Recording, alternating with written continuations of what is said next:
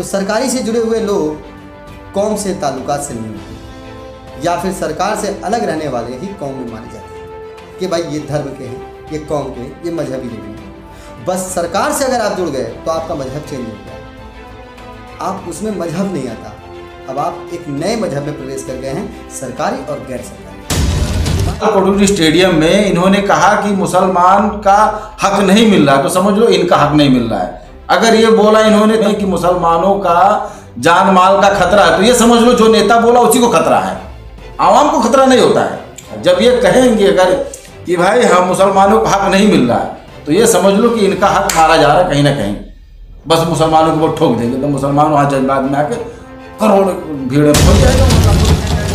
जितने ये मुस्लिम लीग के नेता हैं ये भी है, MIM पार्टी के नेता ये भी है, अरशद मदनी, महमूद मदनी, इमाम बुखारी, सलमान नदवी लखनऊ एक्सेट्रा, मौलाना तकी रजानी। कहने मतलब ये इनका अगर 20 साल 25 साल पहले आप देखो, 20 साल 25 साल 30 साल पहले तो क्या थे और आज क्या है, तो इसका मतलब जो सरकार ने जो पैकेज निकाला, जो पैकेज दिया, वो पैकेज आवाम तक पहुंचाने का जवाबदारी इनका ही था। वो पैकेज तो मिला वहाँ से, लेकिन ये पैकेज मुसलमान को ना सौंपते हुए खुद ही उस पर मांडी डाल के बैठ गए हैं और मुस्लिम को खस्ता छोड़ दिए। बोले अब तुम report. Link media, weekly newspaper and web portal. मैं फारूक शाह, आज हमारे साथ इकबाल लोखंडवाला साहब हैं और इकबाल लोखंडवाला साहब के कुछ सुलगते सवाल हैं, और वो सुलगते सवाल सिर्फ इसलिए है क्योंकि समाज को जो तस्वीर दिखाई जाती है और समाज में जो तस्वीर उपलब्ध होती है, दोनों में कितना हेरफेर होता है। तो आज हमारी जो चर्चा होगी वो कुछ इसी मुद्दे को लेकर है। सच्चर कमेटी की एक रिपोर्ट है और उस रिपोर्ट के आधार पर हमारा ये मुद्दा है। क्या कहेंगे इकबाल भाई? इनकलाब न्यूज़ पे आज हमारी अपनी देश की और जनता की बात रखने के लिए मौका मिला है, उसके लिए शुक्रिया। हम सच्चर कमेटी की रिपोर्ट 2006 में आई है। सच्चर कमेटी की रिपोर्ट 2006 में आई कि मुसलमान दलित से भी खस्ता हाल है, मुसलमान दलित से खस्ता हाल है। तो मुझे ये नज़र आ रहा है कि भाई मुसलमान जब दलित से खस्ता हाल नज़र आ रहा है, तो फिर ये जो मुसलमान के बड़े बड़े प्रोग्राम ताल कटोरी स्टेडियम में, इंदिरा गांधी स्टेडियम में, आज़ाद मैदान स्टेडियम में, ऐसे बहुत से स्टेडियम में प्रोग्राम होते हैं, कई करोड़ों के बजट के होते हैं। तो जहाँ वो फंड जाता है, जो फंड की बात आती है, तो वो मुसलमान आवाम उस फंड को देता है या कोई और उसको फंडिंग करता है, क्योंकि कमेटी की रिपोर्ट के हिसाब से मुसलमान एकदम खस्ता हाल में चल रहा है। सच्चर कमेटी की रिपोर्ट के हिसाब से हर एक मुसलमान जी बद से बदतर हालत में है, बद से बदतर हालत में। और सरकार, अगर सच्चर कमेटी की रिपोर्ट है तो सच्चर कमेटी की रिपोर्ट ये भी होनी चाहिए कि सरकारों ने कितने पैकेज दिए मुसलमानों को। जी, क्या आपने इस बात पर सर्वे किया कि पैकेज कितने मिले हैं मुसलमानों के नाम से सरकारों ने अब तक, चाहे जो भी सरकार है, उन्होंने जो पैकेज दिए हैं, क्या वो पैकेज सरकार की तरफ से रिले हो चुके हैं और मिले हैं? इस पर आपकी क्या राय?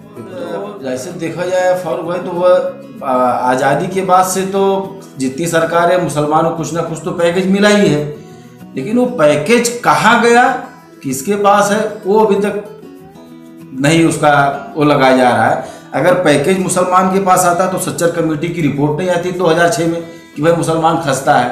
तो हमें तो लगता है कि जो हमारे ये जो नेता हैं, मुस्लिम लीग के नेता, MIM पार्टी के नेता, और अरशद मदनी साहब, महमूद मदनी साहब, इमाम बुखारी साहब, मौलाना सलमान नदवी साहब लखनऊ एक्सेट्रा और भी वगैरह वगैरह, तो ये सब हमारे नेता हैं। तो ये सब राज्यसभा MP MLA बने, सरकार की हिमायती बन के बैठे हैं। तो सरकार ने पैकेज दिया होगा तो इनके हाथ में, इनके जरिए आया होगा, तो लेकिन अभी हमारे पास तो नहीं आया, जनता के पास तो नहीं आया, पैकेज इनके पास ही पड़ा हो गया, तो इन्होंने यूज़ कर लिया होगा जो भी इनको समझ में आया। पेचीदा मामला है। अगर इस पर रिपोर्ट 2006 में आया था और 2006 से लेकर 2021 के बीच तक अभी तक इस पर चर्चा नहीं हुई थी, और जो आपने चर्चा उठाया है, तो मैं समझता हूँ कि एक माहिती के माध्यम से ये भी जाना जाए कि जिन लोगों ने मुसलमानों के पैकेज को मुसलमानों तक पहुँचाने की जिम्मेदारी ली थी, क्या उनकी स्थिति तब कैसी थी और अब कैसी है जी। और माहिती में ये भी आना चाहिए कि हमारे यानी मुसलमान कौम के लिए जितने भी पैकेज जारी हुए हैं, क्या वो जारी हुए तो किन किन लोगों के जरिए मुसलमानों तक पहुंचाया गया, और क्या उन लोगों ने अपनी जिम्मेदारी पूरी की या नहीं? गांधी जी हमारे प्रधानमंत्री उस समय थे, हमने भी सुना था भाई कि राजीव गांधी जी का कहना था कि सरकार जब 1 रुपया रिलीज करती है, 1 रुपया रिलीज करती है आवाम के लिए, तो उनके पास सिर्फ 10 पैसे पहुंचते हैं, 90 पैसे गायब हो जाते हैं। ये सरकार ने दिया था आवाम के लिए, लेकिन ये लोग ने वो 90 पैसे में अपने आप को हाई प्रोफाइल मेंटेन कर लिया, हाई प्रोफाइल रख लिया। जहाँ तक मैं देख रहा हूँ कि भाई तुम 20 साल पहले क्या थे, 25 साल पहले क्या थे और आज क्या हो भाई, इतनी हाई फाई लाइफ स्टाइल कहाँ से? तो 90 पैसा उनके पास ही पहुंचा। जहाँ तक मेरी सोच। फॉर एग्जाम्पल के तौर पे मैं चाहता हूँ कि आप हमारे दर्शकों को बताइए कि फॉर एग्जाम्पल में किसे पेश करना चाहते हैं कि जो कल कुछ भी नहीं थे और आज बहुत कुछ है। अब ज़्यादातर देखा जाए तो जितने ये मुस्लिम लीग के नेता हैं ये भी है, MIM पार्टी के नेता ये भी है, अरशद मदनी, महमूद मदनी, इमाम बुखारी, सलमान नदवी लखनऊ एक्सेट्रा, मौलाना तकीर रजानी। कहने मतलब ये इनका अगर 20 साल 25 साल पहले आप देखो, 20 साल 25 साल 30 साल पहले तो क्या थे और आज क्या है, तो इसका मतलब जो सरकार ने जो पैकेज निकाला, जो पैकेज दिया, वो पैकेज आवाम तक पहुंचाने का जवाबदारी इनका ही था।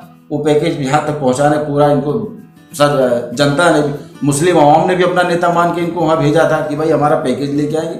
वो पैकेज तो मिला वहाँ से, लेकिन ये पैकेज मुसलमान को ना सौंपते हुए खुद ही उस पर मांडी डाल के बैठ गए हैं और मुस्लिम को खस्ता। अपने दर्शकों से अनुरोध करेंगे कि अगर आपने कभी सरकार के उन पैकेजों का फ़ायदा उठाया है, यानी आज के दर्शक नहीं, आज की जनरेशन नहीं, आज के जनरेशन से पहले के जनरेशन की बात कर लेते हैं, जो आज से 50 साल पुराने जनरेशन के हैं, यानी आज़ादी के बाद से अब तक अगर सरकारी पैकेज मुस्लिम लीडरों के जरिए अगर आप तक पहुंचा है तो ज़रूर हमारे कमेंट बॉक्स में आप लिखिएगा कि भाई हमारे पास पैकेज पहुंचा है। अगर आपको ये नॉलेज हो कि पैकेज आया पर मिला नहीं तो वो भी बड़े बड़े बिल्डिंगें खड़ी हैं, यानी कई हजार करोड़ के मालिक हैं, 600 700 करोड़ के, 800 करोड़ 300 करोड़ के तो बंगले इनके हैं पड़े हैं, बड़ी बड़ी बिल्डिंगें टावरें खड़ी हैं। तो यानी कि कहाँ से पैसे खीरे आ गए? तो आपका ये आरोप है, आरोप में ये यानी कि अगर ये इनका या तो ये साबित करे कि इनकी तो साबित करे पुश्तैनी प्रॉपर्टी हमारी है, ये साबित करे पुश्तैनी प्रॉपर्टी हमारी है। अगर इन्होंने 10-20 साल के अंदर सब खरीदी है तो कैसे खरीदी भाई? इसका मतलब तुमने मुसलमानों को हक मार सवाल तो बनता है, यानी कि इसका मतलब तुमने मुसलमानों को हक मार के खा गए। जो सरकारी फंड आए, जो सरकारी पैकेज आए, उसका तुमने खा गए, बड़ा बड़ा कर दिए, तुम अपने उस पर लेके बैठ गए हो। मुसलमानों को सिर्फ थपथपाते रहते हो तालकटोरी स्टेडियम में जाके। कि अगर तालकटोरी स्टेडियम में इन्होंने कहा कि मुसलमान का हक नहीं मिल रहा तो समझ लो इनका हक नहीं मिल रहा है। अगर ये बोला इन्होंने तालकटोरी स्टेडियम में कि मुसलमानों का जान माल का खतरा है तो ये समझ लो जो नेता बोला उसी को खतरा है, आवाम को खतरा नहीं होता है। जब ये कहेंगे अगर किसी इंदिरा गांधी स्टेडियम में जाके कि भाई हम मुसलमानों को हक नहीं मिल रहा है तो ये समझ लो कि इनका हक मारा जा रहा है कहीं ना कहीं, बस मुसलमानों को वो ठोक देंगे तो मुसलमान वहाँ जज्बात में आके करोड़ भीड़ में पहुंच जाएगा, वहाँ लाखों की तादाद में। आपने कभी ऐसा देखा कि सरकारी पैकेज को किसी मुस्लिम लीडर ने मुसलमानों के बीच में लाया हो और उससे लोगों ने फायदा उठाया? नहीं नजर आया मुझे। और आज मैं क्यों बोल रहा हूँ ये आपके सामने, कुछ दिन पहले भी कुछ नेता बोल रहे हैं कि मुसलमान दलित से बेहतर है, सच्चर कमेटी की रिपोर्ट उठा कर देख लो। तब मेरा कुछ दिन पे जहन खुला कि भाई अगर मुसलमान इतना खस्ता हाल है तो इतने बड़े बड़े प्रोग्राम, इतने बड़े बड़े सेमिनार आखिर ये होते कहाँ से है? पब्लिक फंड है, ये मुस्लिम फंड है या कि और कहीं से फंड आते हैं इनके पास? कोई जो इतने बड़े बड़े प्रोग्राम करते हैं ना, टाटा बिरला के पार्टनर तो है नहीं है कि टाटा बिरला के पार्टनर हैं या अंबानी अडानी के पार्टनर हैं, समाज सेवक ही हैं। अरशद मदनी और मौलाना अरशद मदनी और मौलाना महमूद मदनी देवबंद में दोनों टीचर हैं। क्या है? टीचर हैं ये, एक टीचर हैं, ये टीचर हैं। तो फिर इतने बड़ी कहाँ से, इतनी बड़ी कहाँ से आ जाती है रकम?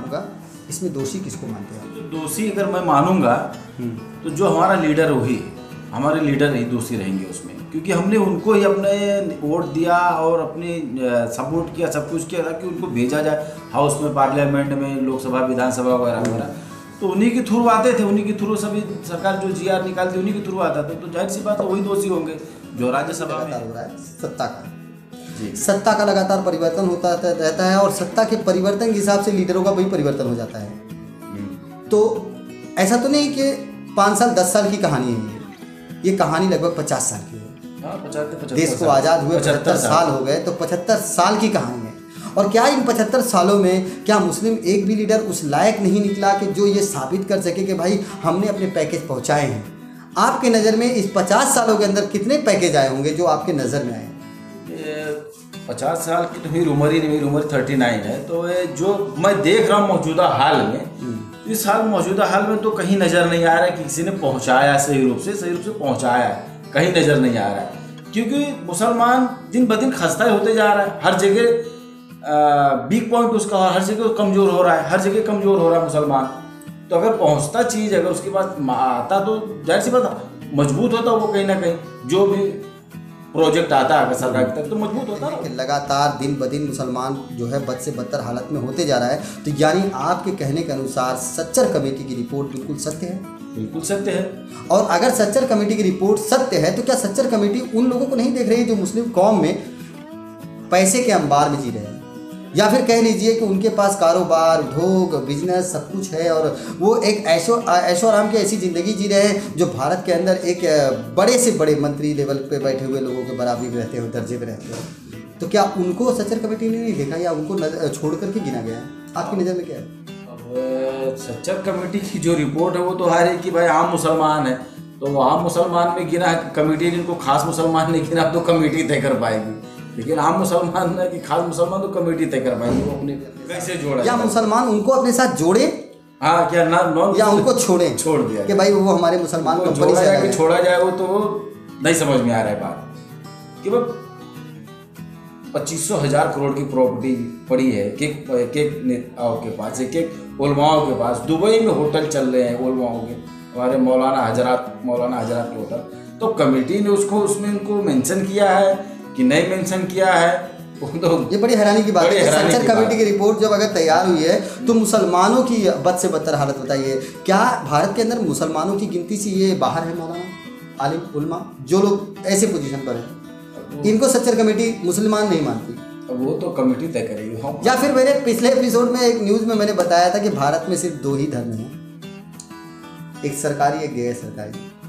तो सरकारी से जुड़े हुए लोग कौम से ताल्लुकात से नहीं होते, या फिर सरकार से अलग रहने वाले ही कौम में माने जाते हैं कि भाई ये धर्म के हैं, ये कौम के, ये मजहबी लोग हैं। बस सरकार से अगर आप जुड़ गए तो आपका मजहब चेंज हो गया, आप उसमें मजहब नहीं आता, अब आप एक नए मजहब में प्रवेश कर गए हैं, सरकारी और गैर सरकारी। दोस्तों, इस विषय पर चर्चा करते हुए हम आगे भी कई प्रोग्राम लेकर आएंगे और सच्चर कमेटी की रिपोर्ट के साथ साथ हम मुस्लिम टीमों के, NGO के, संस्थाओं के और लीडरों के, और जो कई पार्टियों में मुस्लिम बड़े बड़े दिग्गज पहाड़ खड़े हुए हैं जिन्हें कहा जाता है कि ये मुसलमानों के रहनुमा हैं, आखिर उनकी क्या भूमिका रही है, उनका क्या मुसलमानों के प्रति बलिदान रहा है, उनका क्या उनके देश के प्रति योगदान रहा है, कुछ ऐसी ही बहुत अहम बातें लेकर आएंगे। मिलेंगे अगले एपिसोड में, तब तक के लिए